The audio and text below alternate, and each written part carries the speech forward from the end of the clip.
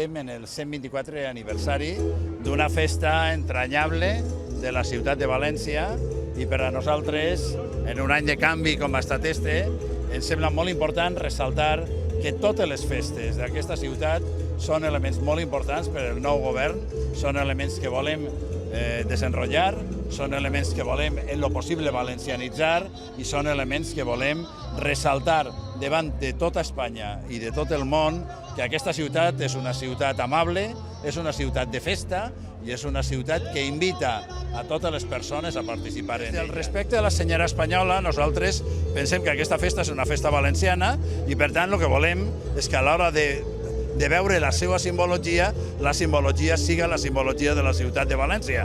Això és un element.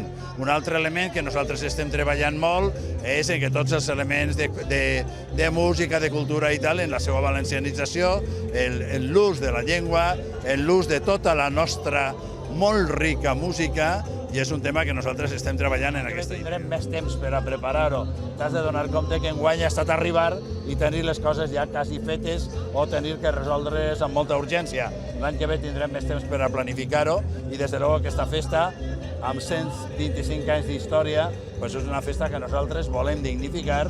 Esperem que ens faci un poquet menys de calor que enguany per a poder-la viure d'una manera més alegre encara. La fiesta se valencianiza, yo creo, en primer lugar, utilizando la simbología de esta ciudad, que es su bandera. Entonces, para nosotros es muy importante que la bandera que de alguna manera delimita esta fiesta sea la bandera de la ciudad de Valencia. Ese es un primer elemento que no es muy importante, pero sí que es un elemento significativo desde el máximo respeto a la bandera del Estado. No queremos polemizar con esto, queremos resaltar lo que es valenciano, queremos enorgullecernos de lo que es valenciano y, en segundo lugar, potenciando todos aquellos aspectos de tipo lingüístico, de tipo cultural, sobre todo de tipo musical.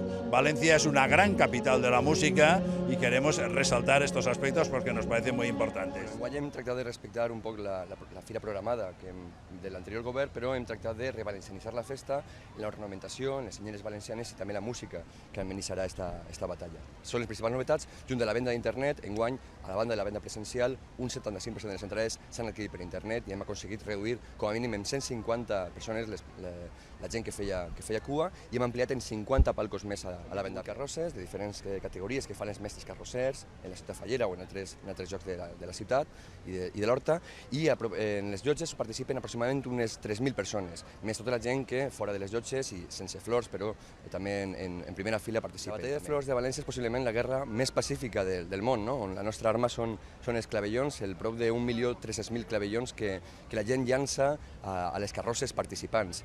I és un acte que té més de 125 anys d'història. De fet, l'any vinent celebrarem el 125 aniversari d'aquesta batalla i tractarem d'aprofitar el màxim potencial i explicar-li al món la particularitat. El juliol era una fira burgesa que la burgesia valenciana va fer per tal d'organitzar activitats, per tal de fomentar que la gent se quedara en la ciutat de València els mesos de juliol i agost, en estiu, i que també atraure turisme, aquell turisme comarcal o d'altres llocs valencians, d'altres territoris valencians a la ciutat de València. S'inspira, efectivament, en altres referents internacionals, com en Niça, per exemple, on se fa una cabalgada de similars característiques.